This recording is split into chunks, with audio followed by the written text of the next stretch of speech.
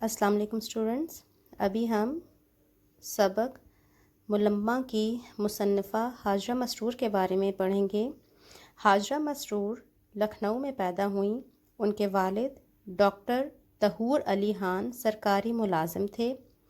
والد کے تبادلوں کی وجہ سے ان کی تعلیم کئی شہروں میں ہوئی۔ ان کی اچانک وفات کے بعد یعنی ان کے والد صاحب اچانک وفات پا گئے، جس کی وجہ سے حاجرہ کا سلسلہ تعلیم منقطع ہو گیا۔ حاجرہ مسرور کو گھر میں ادبی ماحول میسر تھا۔ 1947 میں اپنے خاندان کے ساتھ لکھنؤ سے ہجرت کر کے لاہور آ گئیں اور کچھ عرصہ احمد ندیم قاسمی کے ساتھ رسالہ نقوش کی ادارت میں شریک رہیں۔ ان کی شادی معروف صحافی احمد علی مدیر ڈان سے ہوئی۔ مدیر کہتے ہیں ایڈیٹر کو، جو اخبار کسی رسالے میں یا میگزین میں ایڈیٹر ہوتے ہیں۔ خواتین افسانہ نگاروں میں حاجرہ مسرور نے خاصی شہرت حاصل کی۔ ان کے زیادہ تر افسانوں کا موضوع خواتین کے مسائل اور چھوٹی بڑی معاشرتی الجھنیں ہیں۔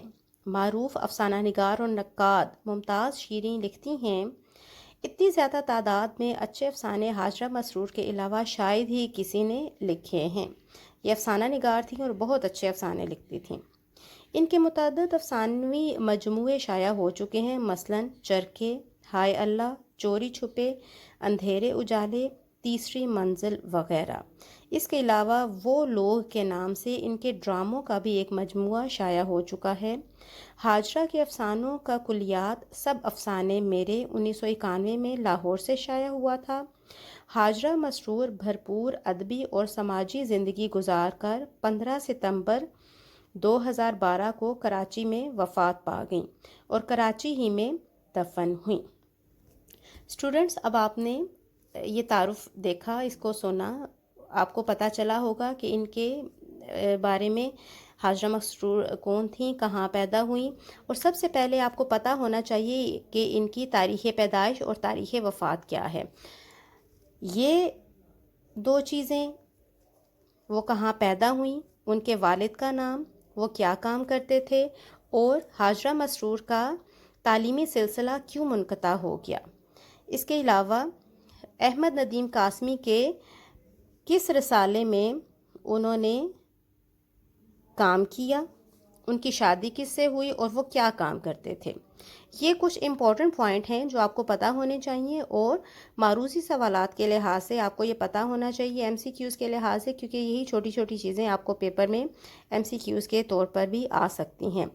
اب آپ کو یہ کوشچن آ سکتا ہے کہ حاجرہ مسرور کی وجہ شہرت کیا ہے اور ان کے افسانوں کا زیادہ تر موضوع کیا رہا، ٹھیک ہے؟ جیسے خواتین کے مسائل اور چھوٹی بڑی معاشرتی الجھنیں زیادہ تر ان کے افسانوں کا موضوع رہی ہیں۔